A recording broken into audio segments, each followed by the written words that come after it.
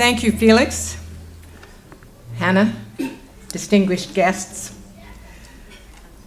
You know, I can't remember when I first met Maurice Strong, but I do know that from the moment I started to work in the environmental domain, he seemed to be ever present, if not in person, then certainly in spirit.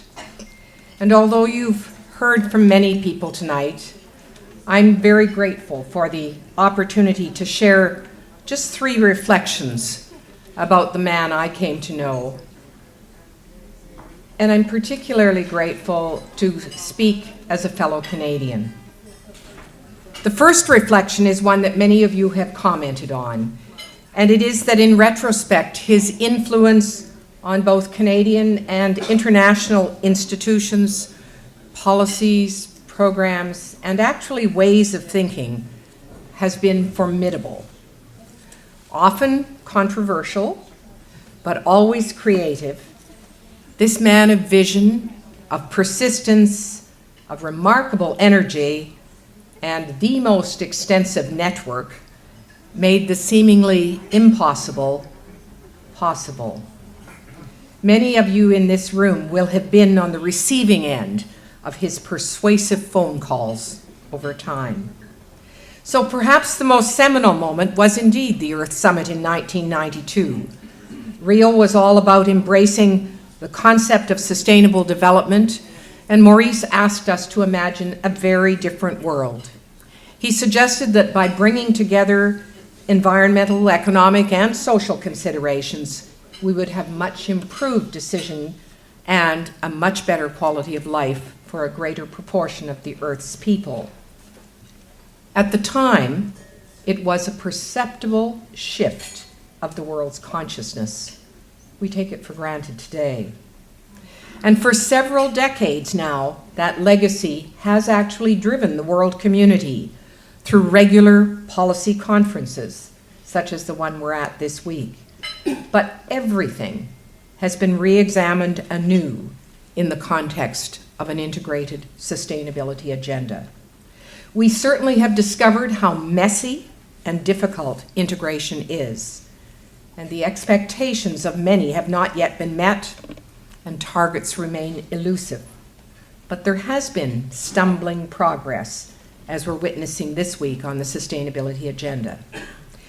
On every occasion, Maurice was there to bear witness on behalf of the environment, an equitable world, and a positive reaffirmation of multilateralism. It's really not at all surprising that when his death in late November 2015 coincided almost to the week with the Paris meeting on climate change, his admonition and cry for action was recalled by many. My second reflection, again, has been spoken about, and that's the creation of UNEP. But I remember that the Earth Summit was indeed prologue to the future for this very young organization.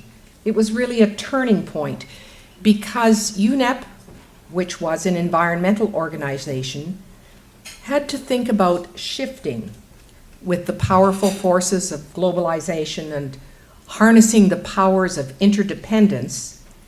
It needed an organization that would have the capacity to integrate matters of inclusive economic prosperity, social equity, and so it was that the organization started to talk about aid, trade, and debt. Maurice's care and nurturing of the organization that he had designed just never ceased. Upon asking, I was the recipient of stories of the early days and always his wise comment and advice about the thorny issue of global environmental governance. Reflecting on that topic at a forum in Switzerland in 2009, all of the present and former executive directors of UNEP recounted with him a great deal of frustration about the innumerable meetings, the piles of analytical documents, and the powerful speeches that had over the years made the case that there needed to be a reinvention of the world's environmental governance structure if we were going to respond appropriately to symptoms of a world in very wobbly disequilibrium. Maurice reinforced the role of UNEP as the anchor of our global environmental actions, but he envisioned a strengthened, a more resilient UNEP that was respected and authoritative, that demonstrated competence and achieved real results. His view was that while there was indeed fragmentation, proliferation of institutional arrangements, and lack of policy coherence in the global system, and while structural change might indeed be desirable, if the world was not ready, and if member states could not agree on common purpose, then it wouldn't automatically provide the answer. UNEP couldn't be all things to all people. It was part of a multi-layered system that should be mutually reinforcing. And so he very thoughtfully reminded many of us that changing the name, changing the location, changing the architecture of the governance regime was not an end in itself, but rather the means to an end of accountability and results, and would take a good deal of time to accomplish. But for me, it's the third reflection that now seems to be of greatest significance.